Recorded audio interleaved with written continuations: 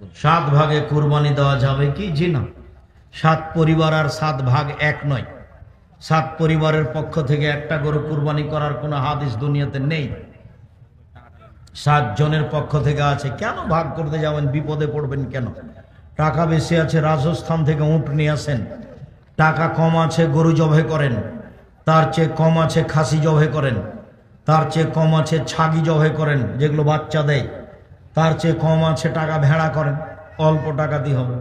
অনেকেই ফতোয়া দিতেছেন 7 ভাগে কুরবানি দেওয়া জায়েজ নাই,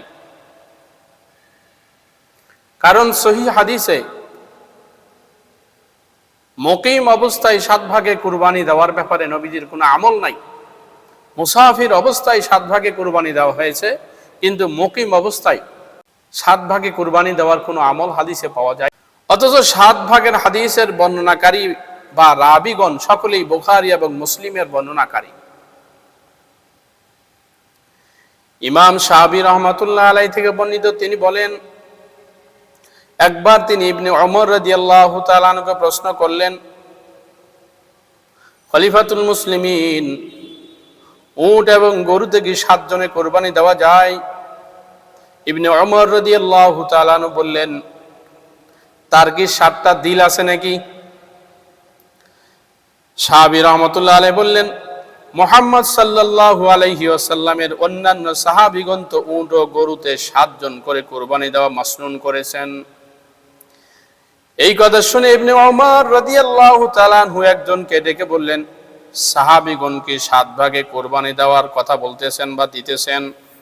তিনি বললেন, জি হ্যাঁ, সাহাবায়ে কেরামরা 7 ভাগে কুরবানি দেন এবং 7 ভাগে কুরবানি দেওয়ার ব্যাপারে ফতোয়া দেন।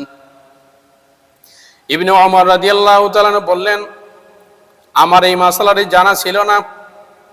ইমাম হাইসামি রাহমাতুল্লাহি আলাইহি বলেন, এই হাদিসের বর্ণনাকারী সকল বর্ণনাকারী রাবিগণ হলো বুখারী এবং মুসলিমের বর্ণনাকারী। সুতরাং 7 ভাগে কুরবানি দেওয়া রাসূলুল্লাহ সাল্লাল্লাহু আলাইহি ওয়াসাল্লামের ফতোয়া, 7 ভাগে কুরবানি দেওয়া সাহাবায়ে কেরামদের ফতোয়া, 7 ভাগে কুরবানি দেওয়া তাবেঈনদের ফতোয়া, 7 ভাগে কুরবানি দেওয়া আইম্মাই মুজতাহিদিনদের ফতোয়া, 7 ভাগে কুরবানি দেওয়া ইমামগণের ফতোয়া, 7 ভাগে কুরবানি দেওয়া সৌদি ফতোয়া বোর্ডের ফতোয়া, 7 ভাগে কুরবানি দেওয়া আলেমদের ফতোয়া। সুতরাং এই হাদিস অস্বীকার করার কোনো সুযোগ নেই। এই জন্য যদি কেউ পারে গোটা কুরবানি দিতে, তাহলে সে গোটা কুরবানি দিবে। আর যদি কেউ গোটা দিতে না পারে, ভাগে যদি দিতে চায়, তবুও তার কুরবানি আদায় হয়ে যাবে, কোনো সমস্যা নাই। যেহেতু সহিহ হাদিসের সহিহ বর্ণনাকারী, যেহেতু সহিহ হাদিসের মধ্যে পাওয়া গেছে 7 ভাগে কুরবানি সাহাবায়ে কেরামরাও দিয়েছেন, এই জন্য 7 ভাগে কুরবানি দেওয়া দিলে কুরবানি হবে না, এই কথা বলার কোনো সুযোগ নেই।